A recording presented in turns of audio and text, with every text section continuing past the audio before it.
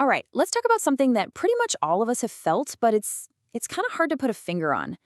We're going to break down how to recognize and, most importantly, defend yourself against toxic people. This is all about protecting your own peace. You know that feeling, right? Where you walk away from a conversation just feeling completely drained? Or maybe confused, even a little guilty, but you have no idea why. You just keep replaying it in your head, thinking, what just happened? Yeah, that feeling. That's exactly what we're getting into. Well, turns out there's a name for it. And this is so crucial. It's not just someone having a bad day. We're not talking about a difficult personality here and there. Nope. It's a pattern, a consistent one that leaves this invisible mark on you.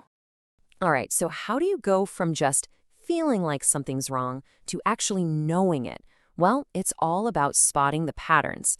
Let's really dig into the most common behaviors so you can see them coming a mile away.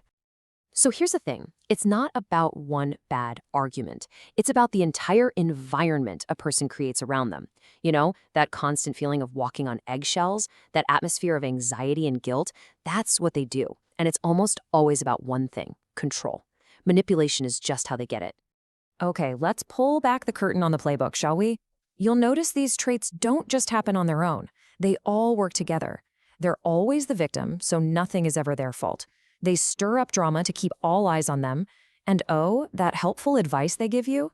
Yeah, that's usually just a jab to make you doubt yourself. It's this whole mix of behaviors that just leaves you feeling completely wiped out. Oh, this phrase. This is the guilt trip Olympics right here. The second you hear it, boom, you're on the defensive. It's not a genuine statement of hurt. No way. It's a power move, pure and simple, designed to make you feel like you owe them something.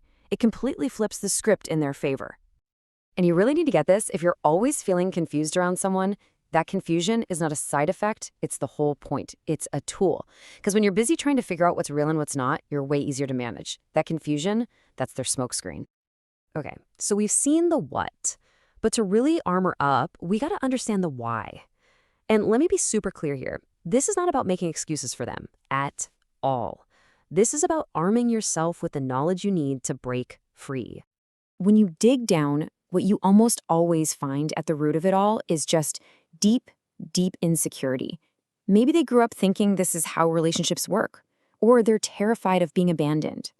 That fear can make people do some really desperate things, like using control to try and force people to stay. And knowing that why is like a superpower. Seriously, it lets you see their actions for what they are. A broadcast of their own issues, not a verdict on your value. And once you see that, that's when you can start to emotionally detach. You can let their chaos be their chaos, not yours. All right, understanding is one thing, but now for the other half of the equation. What do you actually do? Let's get tactical.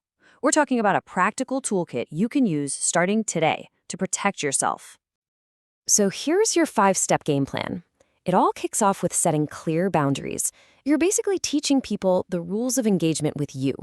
Next, and this is a big one, you stop getting pulled into every single argument they try to start.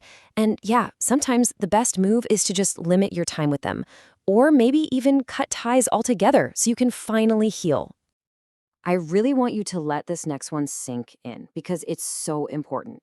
So many of us feel guilty for setting boundaries, right? Especially with people we've known forever. But this changes the whole conversation. Protecting your energy isn't mean. It's not unkind. It's wise. It's an act of self-respect.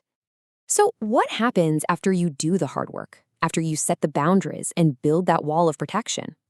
Well, that's when you get the good stuff, the payoff. It's all about getting your life and your energy back. You have to shift how you look at this. It might feel like you're losing something, but you're not. You're just cleaning house. You're clearing out all the clutter, the anxiety, the drama. And what happens when you clear out a room? You create space. Space for peace, for growth, and for real connections that actually feel good. And sometimes the most powerful thing you can do is nothing at all. You finally accepted that you can't change them, but you absolutely can change whether or not they get to live rent-free in your head. Walking away in silence, that's not weakness, that's strength. So I'm going to leave you with this to think about. When you finally clear out that noise, when you get your energy back, what are you going to do with it? The focus shifts from what you're escaping from to what you're building toward. So What will you build with all that newfound peace?